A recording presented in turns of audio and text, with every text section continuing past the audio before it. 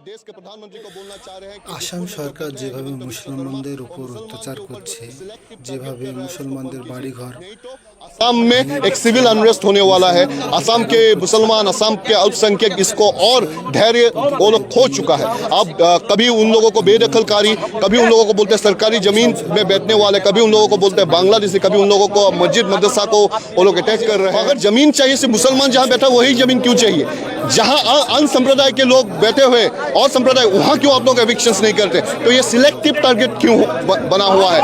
और जब आप एविक्शन करने के लिए जाते हो, एक 2 साल के बच्चे के बारे में भी नहीं सोचते हो, 70 साल के बूढ़े के बारे में भी नहीं सोचते हो, आप लोग औरत के बारे में भी नहीं सोचते हो, आप लोग स्टूडेंट्स के टेक्स्ट बुक और नोट कॉपी के ऊपर बुलडोजर चलाते हो। ये कैसा एक वेलफेयर सरकार है? कैसे एक गणतांत्रिक सरकार के आप लोग एक रिप्रेजेंटेटिव हो?